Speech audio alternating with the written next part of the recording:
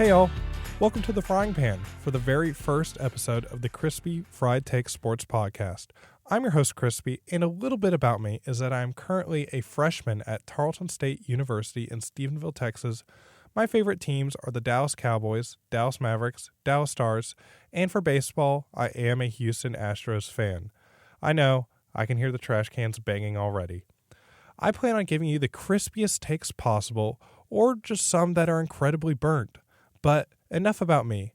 Today in the Frying Pan, we have the departure of Russel Wilson from the Denver Broncos, the NFL Combine, a preview of the NBA playoffs with LeBron scoring 40,000 points, what are the best fast food chicken restaurants, and to close out the show, what happened today in sports history.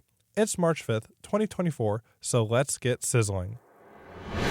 Broncos country, goodbye? Russel Wilson is leaving, or more like the Denver Broncos are leaving Russel Wilson.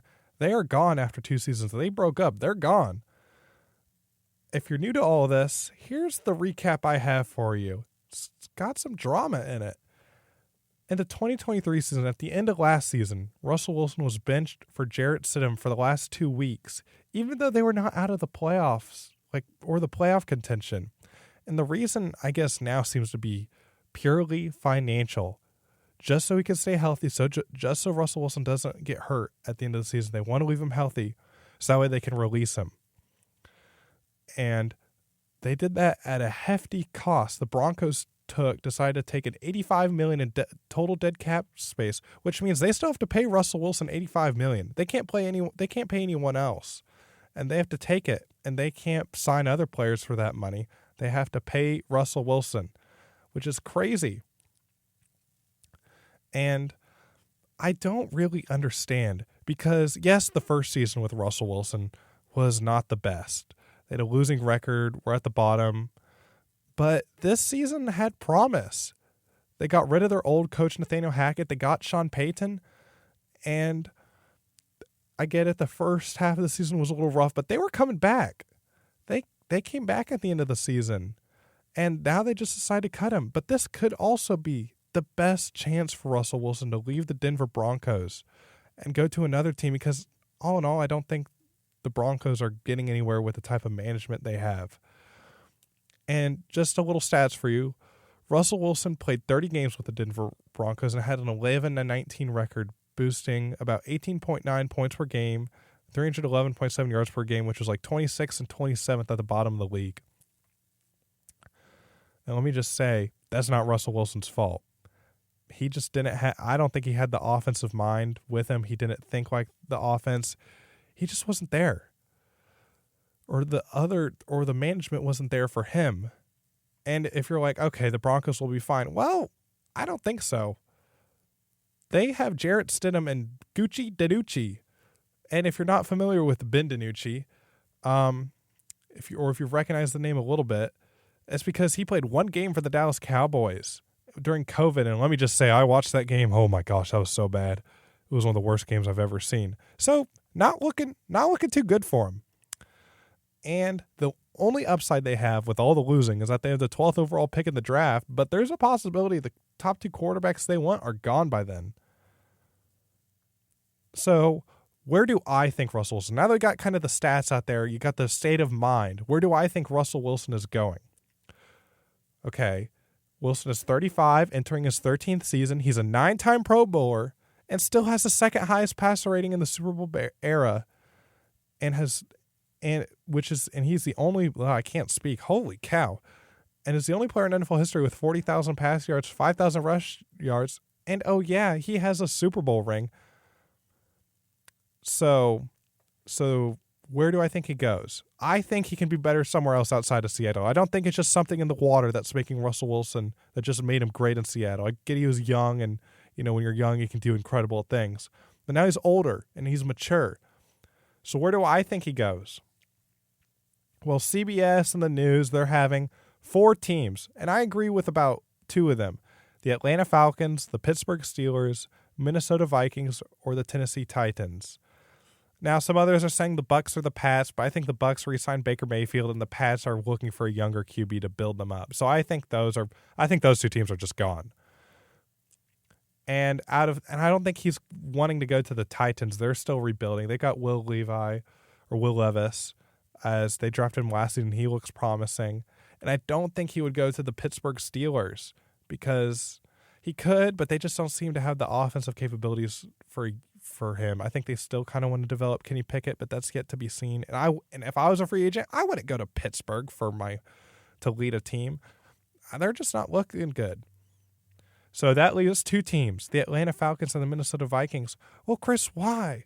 Why would he go to Minnesota? Well, that's if Kirk Cousins leaves. That's the only way he goes to Minnesota. Now, rumor has it that Kirk Cousins is about like 50-50 on whether he wants to re-sign with Minnesota. It depends on the contract negotiations or everything. So that depends. But if I were him, I'd go to Atlanta.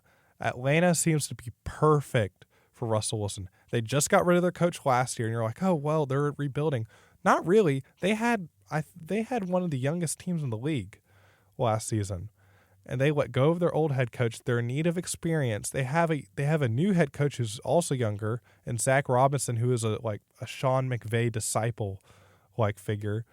And they have an incredible offense with Kyle Pitts, Bijan Robinson, and Drake London. So they just need a quarterback, and their quarterbacks last year were not good. Desmond Ridder, no, he's not it. He's not the answer. Let me tell you that. And Taylor Heineke's a solid backup. And so they just need a leader. And guess what? Russell Wilson can just slide in there and fit perfectly. And guess what? They're playing a weak division. It's the NFC South. You went with the Carolina Panthers, who was the worst team in the league last season. You have the New Orleans Saints, who just seem to be in a disarray of mediocrity. And then you have the Tampa Bay Bucks. I know the Bucks had a great playoff run, but they still need to re-sign Baker Mayfield. They still need to they re-signed Mike Evans just a few days ago. But that's their only competition. So the NFC South is open for the taking.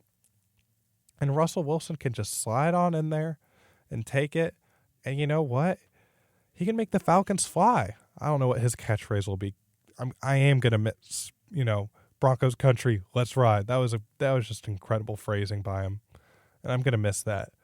But overall, that's where I see Russell Wilson going. That's my take. I think the Atlanta Falcons. If you think somewhere else, that's fine. But for me, that's the most logical sense. That's the best way possible. And that's just how I see it. Are we getting closer to the Flash? Because I think so. In the NFL Combine, Xavier Worthy broke the all-time record in the 40-yard dash with a 4.21. He passed John Ross, who had 4.22 or 4.22 seconds in 2017. So I did the math. I just did the math. I'm pulling out my phone. So if every 7 years we evolve by 0.1 seconds, then in 147 years, we will have a 4-second 40-yard dash, which is 10 yards every second, which is crazy. That's like a stride every second. That's incredible.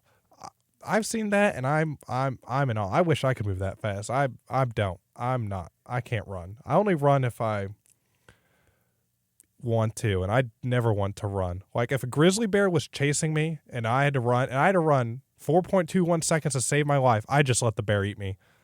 Like there's no way I'm running that fast. But humans are evolving. I guess that's what I'm trying to say. Humans are evolving. We could get, I'm just saying, the Flash would be cool. That's fast. That's just incredible.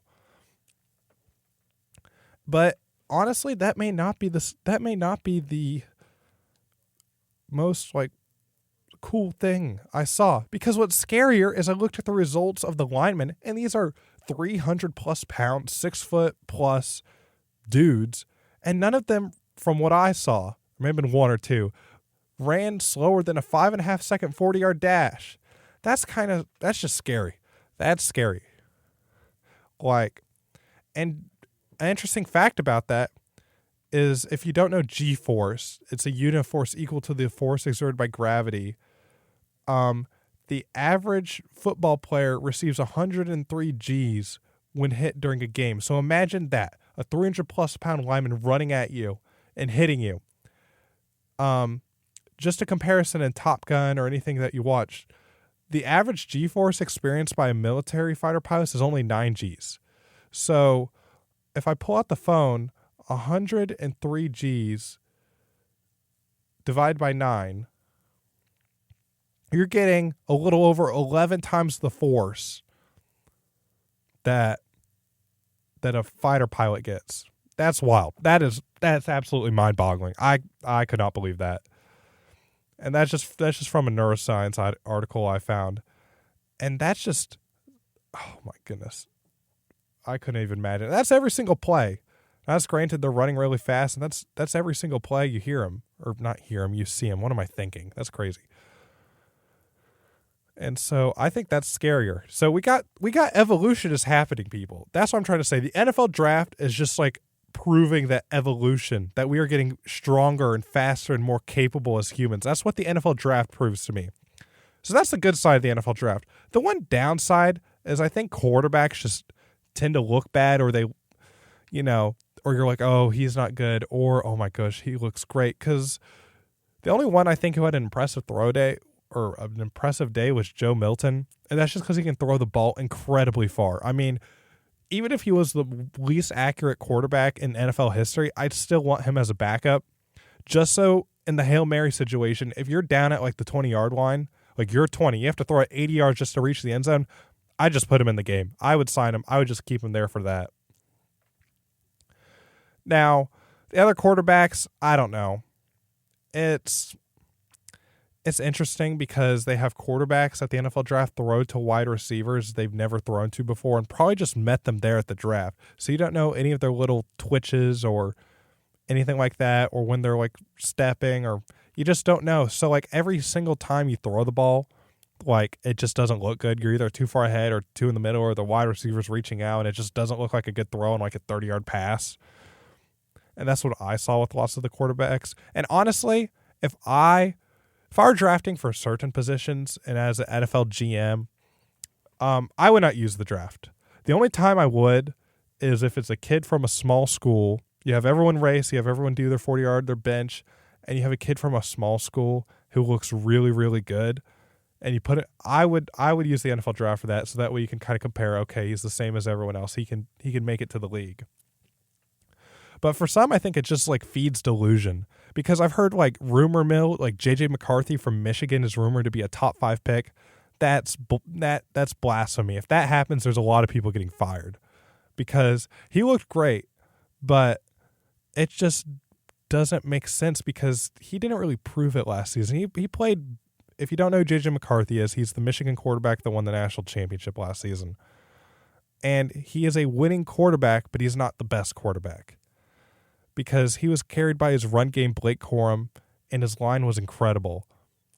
And he didn't stick out to me. There's better quarterbacks in the draft. And so, but some are saying he may go top 5. Like there's Caleb Williams and Drake May in the draft, and they've played better teams, I feel like, and they've proven themselves to be a little bit better. And so some are just crazy. Just as a reminder on some draft day blunders, just a few years ago, the Jets drafted Jack Wilson in the first round, like the top 5. He was a top 5 pick. I can't remember off the top of my head what pick he was. Let's see. What pick was Zach Wilson?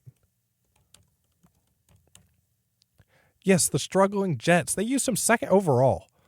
And the only reason he had a great season at BYU, don't get me wrong, but really the only reason they drafted him was off one throw at his BYU pro day. You can literally look up the throw, and everyone paused for a second when he made that throw, and they're like, oh my gosh, this kid's a stud.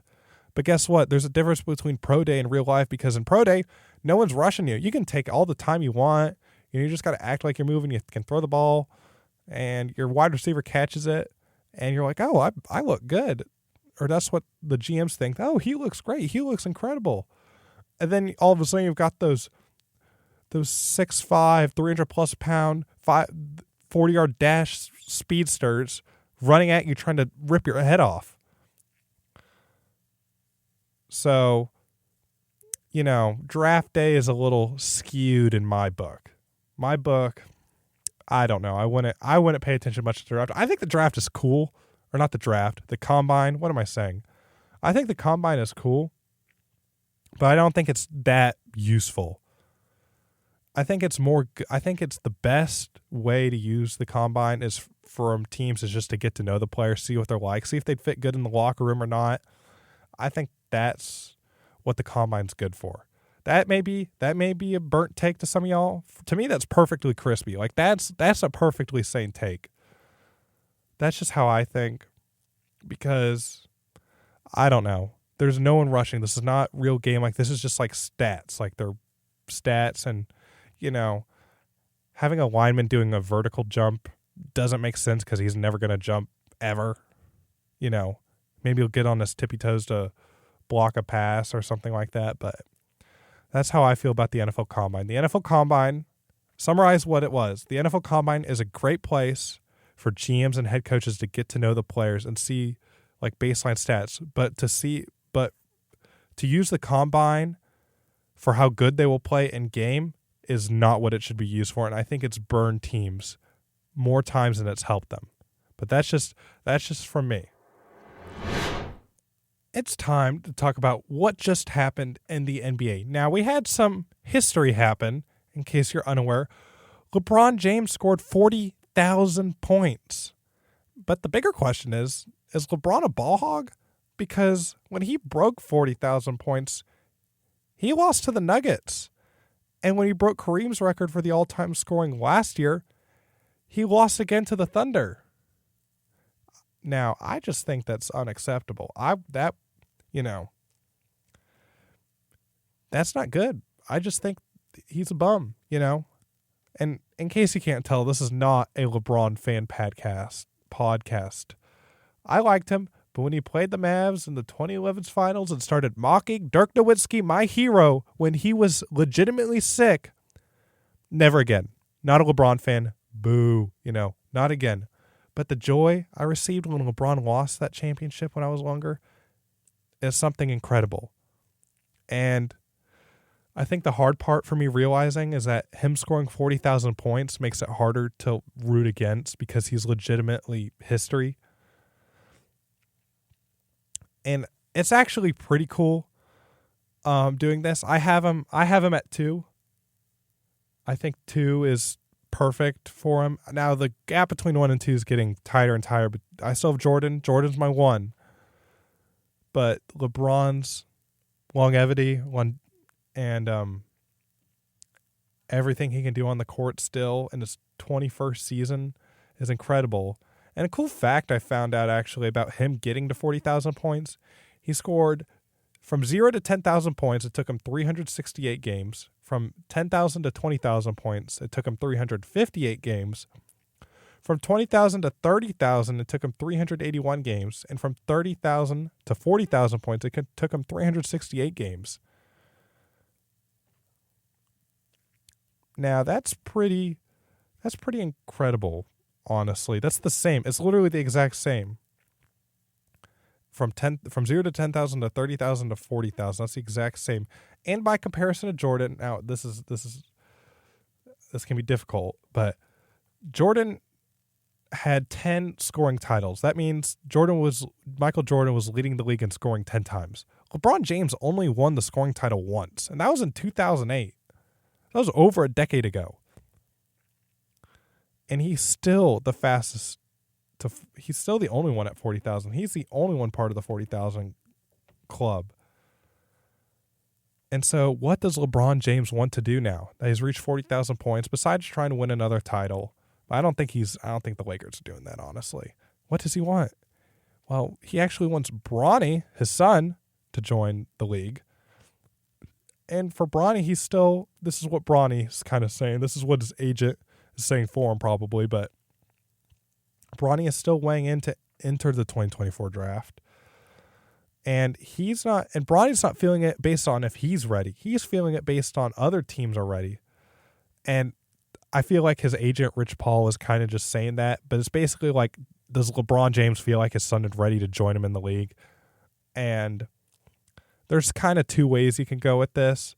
One, Bronny should wait at least another year at USC.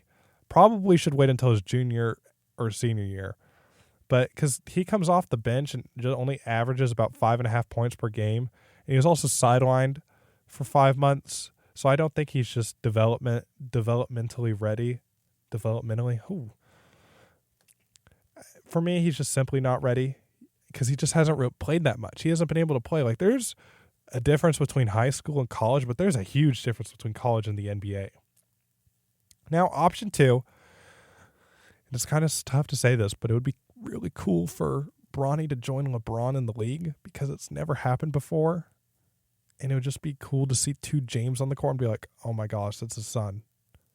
But I would feel kind of bad for Bronny if this happened because I don't think anyone would be able to take it seriously because it's basically the same thing as like your dad being a coach when you're in Little League and you're the first one up to bat and the starting pitcher because you're just his son and he believes in you, and there's probably some other kids that are better.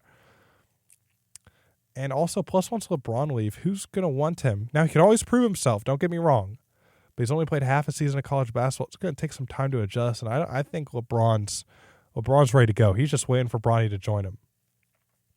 So that's my take. That's my take on LeBron James. Now, I'm going to get LeBron James out of my mouth, and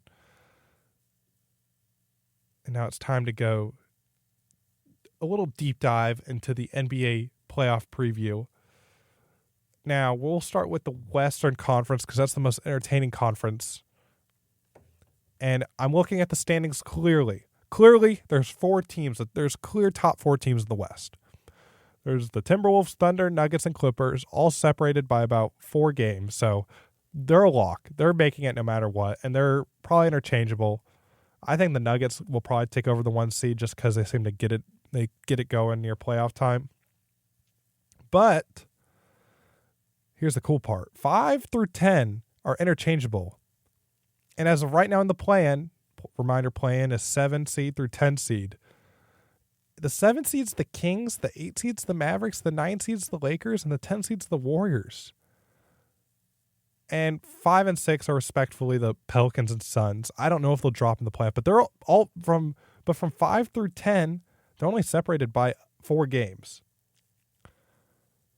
And if you're in the play-in, like I said, it's Kings, Mavs, Lakers, Warriors. You're either getting De'Aaron Fox and Domantas Sabonis, Luka Doncic, LeBron James, or Steph Curry. 2 of those teams are not going to make the playoffs. 2. Now, if I had to pick right now, and I'm saying this as a big Dallas Mavericks fan, I was there when Dirk scored 30,000 points. I'm that type of fan. I was there for him. I was there for that team. And it breaks my heart to say this, but I don't think the Mavericks would survive that play-in tournament because you'd have to play the Kings first because right now they're the 8th seed. You have to play the Kings. I don't think we're winning that game. We don't have a big man. We're just gonna talk about the Mavs right now because the Mavs are the most frustrating team. This is the most frustrating Mavs team I've had to watch. Now it's not because they're more frustrating because they're bad, because they're good, but they can't win the games they need to win. Well, over the weekend, they played the Philadelphia 76ers, and I watched that game. That game was a headache to watch because the Mavs were up like 13-0 in the first quarter, and then they lost the game 120-116, and they never took the lead back, it seemed like. I don't think they did after that. And the 76ers don't even have Joel Embiid. He was the leading MVP candidate till he got hurt. He'll come back for the playoffs, but they didn't have him. They had their best players, Tyrese Maxey, who's really good. You have Buddy Hield, and then it just falls to Tobias Harris and Kyle Lowry. Those are the 3rd and 4th best players. We got dominated by Paul Reed. Paul Reed had a career game. He comes off the bench as a big man. And the Mavericks, oh my goodness, they can't manage the roster right. I firmly believe that the roster is not managed correctly because we traded for P.J. Washington and Daniel Gafford. And Daniel Gafford's a sitter. We need big men, and he's the best big man on the team, and we're not starting him. He's on limited minutes. I'm looking at it right now. He played 13 minutes. That whole game.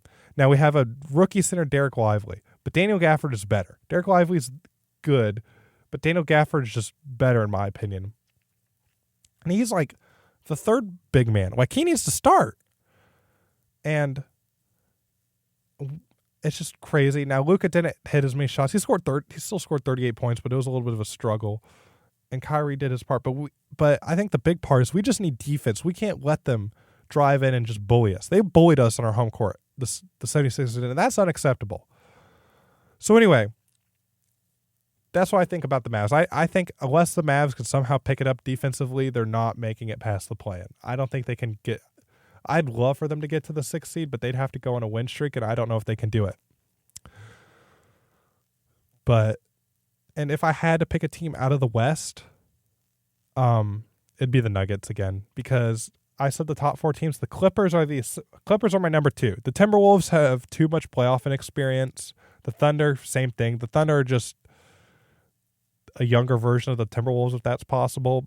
I don't think they make, even though they're the top 2. I think in a best out of 7 series, you're playing Nikola Jokic, who won the NBA Finals last year, and they have basically the same team, or the Clippers, who are just a bunch of, Kawhi Leonard, James Harden, Paul George, who are just a bunch of old dudes now, and they just want to win a ring. I don't think you stand a chance. Now, going to the Eastern Conference, it's more top-heavy. There's realistically 5 teams that could win it, and one of them is clearly the Celtics. And the Celtics are clearly the best team in the NBA. Like, that's not an overstatement. They are by far and away. They over the weekend, they played the Warriors on primetime television. They beat them by 50-plus points to the Golden State Warriors. Now, the Warriors kind of got a taste of their own medicine in that, because they used to do that to teams when the Splash Bros were hot and they had Kevin Durant and Draymond Green. They used to be like that. But now, they're not. And the Celtics are here to stay, at least for the regular season. Now, they're followed by the Bucks at 2, the Cavs, the Knicks, and the 76ers. Oh, my. And the 76ers are there, but it depends on how they click when Joel B gets back. But those are the 5. Now, there's the Magic as a 6. There's Miami Heat, Pacers, Chicago Bulls, and the Atlanta Hawks as the 7 through 10. But I'm not worried about any of them making a playoff push. So I really think it's the top 5. And here's this take. Now, this could burn me. This could be the most burnt take I've ever given. But I don't think the Celtics are making it to the finals this year. They have an 8-game lead over the Milwaukee Bucks, and I don't think they are. Why? Because they just choke in the playoffs. If you're unfamiliar, feel free to look it up. I'll tell you their last 3 playoff, and this is nearly the same team. Their last 3 playoff runs was last season. They lost the Heat in the conference finals 4-3. They were the better team, or they lost 3-4. Celtics were the better team. NBA Finals lost to the Warriors 2-4. That was a pretty even game. That was a pretty even series, if I remember. In opening round, COVID lost to the Nets 1-4. Now, you can't really blame it on COVID. You can always blame it on COVID, but still, they haven't won a ring since 2008, and they've been like a playoff team since that year. And so, who do I think will make it out of the Eastern Conference? Well, there's 2 teams, the Milwaukee Bucks and the New York Knicks. I don't think the 76ers make it. I think Joel Embiid will be hurt for too long for them to click again and make a good playoff push. And also, the Knicks had like a lot of their superstars injured. They had Jalen Brunson get injured within a minute. Julius Randle didn't play. They made a ton of trades at the trade deadline. So they had all their like role-playing guys with the guys they traded for, played nearly a fully healthy Cleveland Cavaliers. Now, Donovan Mitchell wasn't playing, and they beat them. So I think the Knicks are better than the Cavs. And the Bucks, well, Giannis just turns into the Greek freak come playoff time. And so those are the 2 teams that I'm looking out for. Those are the 2 teams. I would love to see the Knicks make it out of the Eastern Conference, because that'd be really cool, because they haven't been there in forever. But I think I'm going to go with the Milwaukee Bucks as the Eastern Conference. I'm saying the NBA Finals this season will be the Denver Nuggets versus the Milwaukee Bucks. And so that's my playoff prediction. I wouldn't be surprised if it's the Knicks and the Clippers or some combination of those teams. I just don't think the Celtics are making it. And that's the review of the NBA Week 20 out of Week 26. Now, here's my favorite segment of the podcast, From Burnt to Crispy, where I give my takes or rankings on just random things in daily life. And this week's segment from Burnt to Crispy is fast food chicken. You have, now here are the contestants. You have Chick-fil-A, Chicken Express, Popeyes, Cane's, and KFC. We'll start from burnt. The bottom. Now this take may be a little too much for some of y'all. The bottom of the barrel is Cane's. Cane's is not good chicken. I hate to break it to you, but if you are willing to, if like you had Chick-fil-A, if you had all the other chicken restaurants, maybe KFC, you had Chick-fil-A, Chicken Express, Popeyes, and Cane's all lined up. If you willingly chose to go to Cane's, there is something wrong. Because Cane's is not good chicken. It's soggy. Have you ever gotten it to go and it's just soggy? It's just sitting in there. Everything's wet. Why would you want that? Cane's is also carried by that sauce. Like, if you could just have the chicken itself and you did not get Cane's sauce, if they did not have it, would you go? Let's think about that. I would not.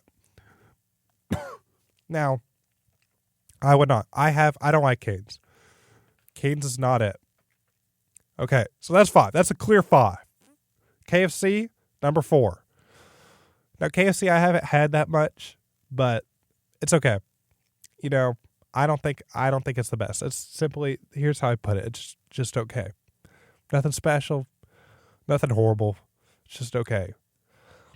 Now, we have 3 left. We have Chicken Express, Popeyes, or Chick-fil-A. And I'm going, number 3, I'm going Popeyes. Now, Popeyes has the opportunity to become number 1, but it's very inconsistent. You either get the best chicken sandwich you've ever had or you get the worst chicken sandwich you've ever had. That's what, most people get from it. And that's the same thing about their chicken. And so for that, I have to put Popeyes at 3. Popeyes, you're 3. Now, this may be even, I think this is factually true. I'm not trying to cause a debate. This is what I think. Chick-fil-A is number 2. Chick-fil-A is second on the tier list. Now, it may be because I'm at Tarleton in Stephenville and Chick-fil-A is on campus, and that's the only thing you can really get. Like, you don't have to, a restaurant, that you can't get from dining hall. You have dining hall every day. You want something else, and Chick-fil-A is that one opportunity. So I may just be sick of Chick-fil-A, but I just don't think Chick-fil-A is that good. I mean, oh my gosh, that's a horrible take. I think Chick-fil-A is good. It's amazing. But I think compared to Chicken Express, I think Chicken Express is better. I don't know. That's just how I'm feeling right now. And Chicken Express is number 1. I love their chicken. I tried it for the first time here in Stephenville and was like, why I have not had Chicken Express my whole life. This beats Chick-fil-A. It 100% beats them. I think there's more sides, and I think that's something I enjoy a lot. They have rolls and biscuits. Like, that's incredible. So I think that may beat Chick-fil-A. Now, they could probably be interchangeable on any given day, but also on Sunday, guess who's open? Chicken Express. They're open.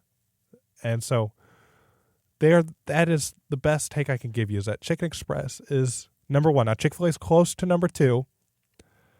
Popeyes is like kind of all on an island by itself on 3, and KFC and Cane's are close together at the bottom tier, the food pyramid. But that's my true take. From crispy to burnt, or from burnt to crispy, we'll go that way. From burnt to crispy, KFC, Cane's, Popeyes, what am I trying to say here? KFC, Cane's, Popeyes, Chick-fil-A, and Chicken Express. From 5 to 1. That's my take from burnt to crispy.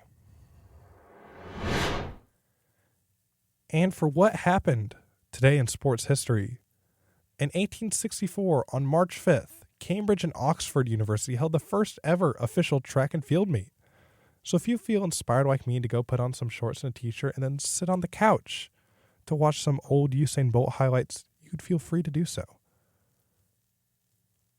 And I just want to say thank you for listening to the very first episode of the Chrispy Fried Take Sports podcast.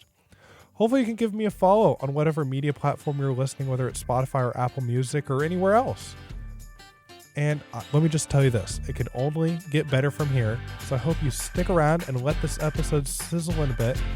And I'll catch you here next week with me. Thank you, and have a great rest of your day.